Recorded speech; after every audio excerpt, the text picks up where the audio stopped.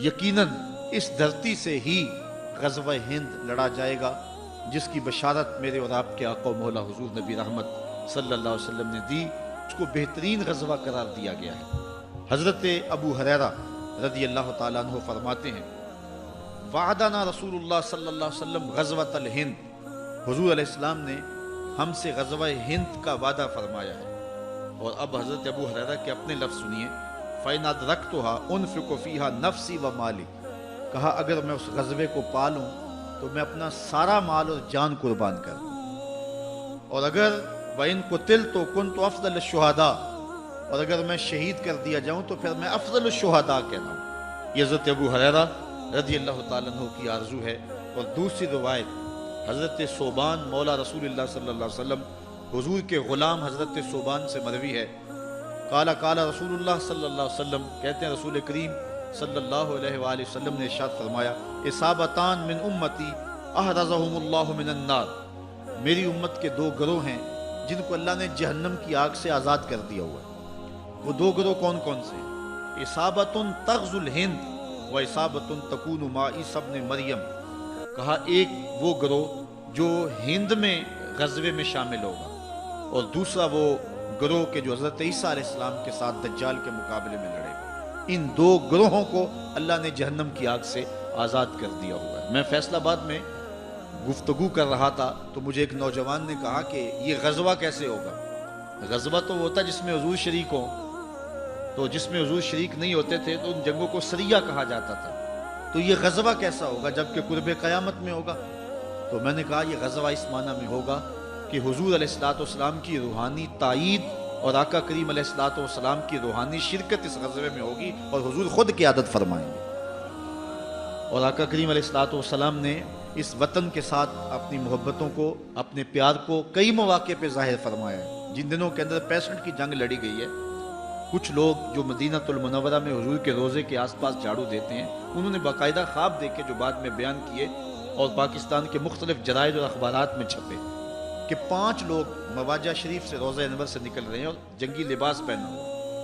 تو عرض کی گئی، انہوں نے کہا کہ حضور آپ اس وقت ہنگامی حالات میں کہاں جا رہے ہیں؟ تو ارشاد فرمایا کہ پاکستان پر انڈیا نے حملہ کر دیا، میں مدد کے لیے جا رہا ہوں۔ اور پھر یہ بات پاکستان کی عسکری تاریخ کا عجوبہ ہے کہ صرف 30 سیکنڈ کے اندر، آدھے منٹ کے اندر 65 میں ہم نے انڈیا کے 3 جہاز گرائے تھے۔ صرف 30 سیکنڈ کے اندر 3 جہاز مار گرائے تھے۔ کیا یہ ہماری توپوں کا کمال تھا یا محمد عربی کی نگاہوں کا کمال تھا؟ اس لیے میں کہتا ہوں کہ پاکستان جو ہے یہ مٹنے کے لیے معرض وجود میں نہیں آیا، حضور کی نگاہ فیض سے قیامت تک قائم رہنے کے لیے معرض وجود میں آیا۔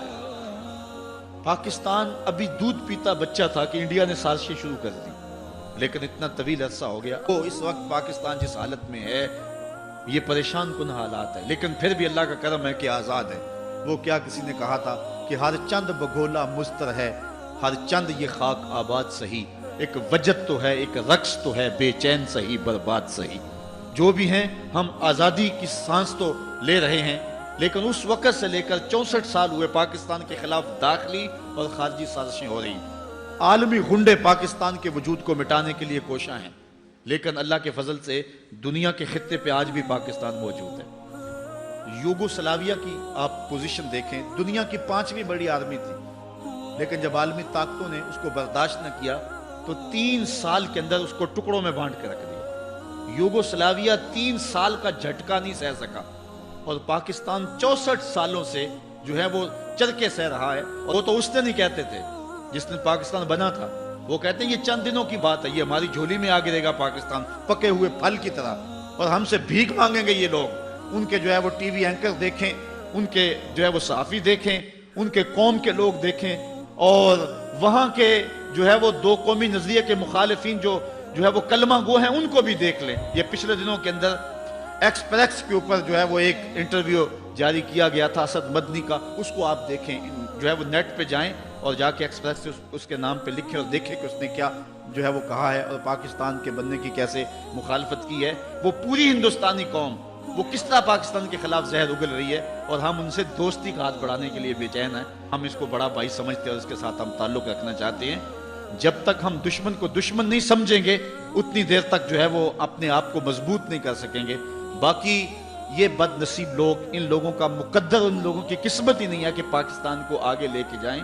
انشاءاللہ وہ وقت آئے گا کہ پاکستان میں صالح قیادت آئے گی، پھر پاکستان کے اندر ہر طرح کے وسائل اللہ تعالیٰ جل شانہ اس طرح کھڑے کر دے گا کہ جس طرح جو ہے وہ پانی کی طرح بہا دیے جاتے ہیں. مغرب چاہتا ہے کہ پاکستان کے وجود کو مٹا دیا جائے اور اس کو دبئی کے سائز کے چھوٹے چھوٹے ٹکڑوں میں بانٹ دیا جائے تاکہ اس کو پھر توڑنا اور ختم کرنا آسان ہوگا. ہماری نظریاتی اساس پہ بھی حملہ ہے، ہماری جغرافیائی اساس پہ بھی حملہ ہے. لیکن اگر ہم پاکستان کے لیے آگے بڑھتے ہیں اور کوئی کردار ادا کرتے ہیں اور کسی صالح قیادت کا انتخاب کرتے ہیں تو یہ ہماری سعادت مندی ہوگی. اگر نہیں ہم یہ ذمہ داری سر انجام دیتے تو ہم مٹ جائیں گے لیکن پاکستان نہیں مٹے گا.